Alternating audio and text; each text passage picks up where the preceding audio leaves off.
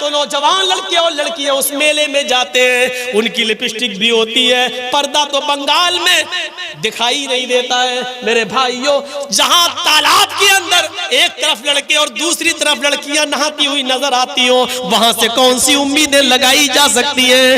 غور کرو میرے پیارے ساتھیوں، جو پردے کے بارے میں کبھی حضرت فاطمہ رضی اللہ تعالیٰ عنہ کو یاد کرو، جب ان کی موت کا انتقال کا وقت آیا تو انہوں نے اپنے شوہر سے کہا، اے علی میری انتقال کا وقت قریب ہے، مجھے نہیں لگتا کہ میں بچوں گی۔ فرمایا علی نے ایسا کیوں کہہ رہی ہو؟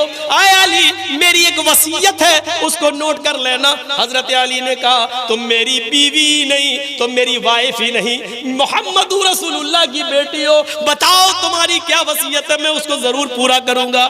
کہنے لگی فاطمہ، اے علی جب میرا انتقال ہو جائے، جب میں اس دنیا سے رخصت ہو جاؤں، جب میں اس دنیا سے چلی جاؤں، تو میرے جنازے کو، میری لاش کو کفن سے ڈھانک دینا، سفید رنگ کا کفن جب میری لاش پر چڑھاؤ تو میری لاش کو میری چارپائی پر بٹھا کر جب قبرستان کی طرف لے کر جاؤ تو اے علی رات کے اندھیرے میں لے جانا، عشاء کی نماز کے بعد مجھے قبر میں دفنانا، دن کے اجالے میں دفن نہ کرنا، میری قبر کو دن میں، میری لاش کو دن میں نہ اتارنا قبر میں۔ حضرت علی نے کہا اے فاطمہ ٹھیک ہے میں ایسا ہی کروں گا، لیکن رات میں ہی کیوں؟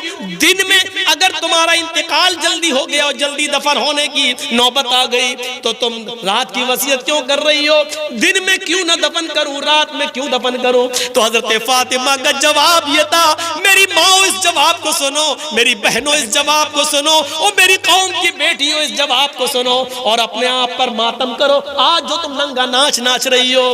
حضرت فاطمہ نے کہا اے علی میں نہیں چاہتی ہوں کہ میرے مرنے کے بعد مجھے جو کفن پہنایا جائے، میں نہیں چاہتی ہوں کہ میری لاش کو جب چارپائی پہ اٹھا کے جنازہ آگے بڑھایا جائے تو میں نہیں چاہتی ہوں کہ غیر مردوں کی نظر میرے مردہ جسم پر پڑے ہوئے کفن پر بھی پڑے، چہرہ تو دور، میں نہیں چاہتی کہ میرے مردہ جسم پر پڑے ہوئے کفن پر کسی غیر مرد کی نظر پڑے، میں نہیں چاہتی۔ یہ تھا محمد رسول اللہ کی بیٹی کا پردہ، یہ تھا محمد رسول اللہ کی بیٹی کا حال جو انتقال سے پہلے یہ وصیت کر رہی ہیں۔ وہ موبائل چلانے والی ہو سوچو، وہ فیس بک چلانے والی ہو سوچو، وہ واٹس ایپ پر الٹی سیدھی اور خوبصورت لڑکیوں کی فوٹو لگا کر نوجوانوں کو اپنے شکل و صورت سے بھڑکانے والی ہو سوچو،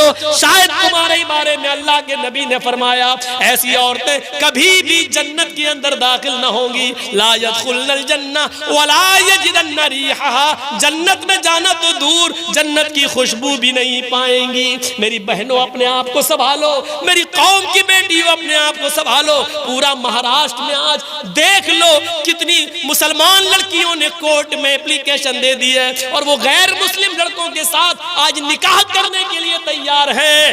کتنی غیر مسلم، کتنی مسلمان لڑکیوں نے غیر مسلموں کے ساتھ نکاح کرنے کے لیے اپلیکیشن دے دی اور کہہ دیا میں چاہتی ہوں کہ میری شادی ان کے ساتھ ہو، میرے باپ اور میرے بھائی مجھے روکنا چاہیں گے لیکن میں بالغ ہوں، میں اسی غیر مسلم کے ساتھ اپنی مرضی سے نکاح کرنے کے لیے تیار ہوں۔ یہ اسی پیپر دکی کا حال ہے، یہ اسی کالج اور یونیورسٹی میں لڑکوں کے ساتھ کو ایڈوکیشن لینے کا نتیجہ ہے۔ میری بہنوں اپنے آپ کو بچاؤ، میری قوم کی بیٹیوں، بہت بڑی سازش اس سیاسی حکومت دو، اس موجودہ دور کی حکومت میں تمہارے خلاف رچی جا رہی ہے۔ کالجوں میں، اسکولوں میں لڑکوں کو جگہ، مسلم لڑکوں کو پڑھنے کے لیے ویکینسی نہیں دی جا رہی ہے، کہا جا رہا جگہ فل ہو گئی، اور لڑکیوں کو جگہ دی جا رہی ہے اور کہا جا رہا ہے کہ لڑکیوں کے لیے جگہ موجود ہے، لڑکیوں کے لیے اتنا کوٹا موجود ہے۔ وہ جانتے ہیں کہ جب لڑکیاں مسلمانوں کی ہمارے کالج میں اور اسکولوں میں آئیں گی اور ہمارے ہندو اور غیر مسلم لڑکوں کے ساتھ بیٹھ کر جب پڑھیں گی تو ظاہر ہے کہ آگ اور پیٹرول ایک جگہ رہ ہی نہیں سکتا ہے، محبت اور عشق کی آگ لگے گی، اور پھر یہ ہمارے بھائی، ہمارے بیٹے ان لڑکیوں کو اپنی بہو بنا کر لائیں گے اور پھر ان سے غیر مسلم بچے پیدا ہوں گے۔ میری بہنوں ان سازشوں کو ناکام کرو، میری قوم کی بیٹیوں ان کے منصوبوں پر پانی پھیرو، محمد رسول اللہ کی شریعت پر آنچ نہ آنے دو، محمد رسول اللہ کی شریعت کو بچاؤ، آج کے اس دور میں بچاؤ۔ اگر اسلام کے اندر ہاتھ جوڑنا جائز ہوتا تو میری قوم کی بیٹیوں میں تمہارے ہاتھ جوڑ لیتا.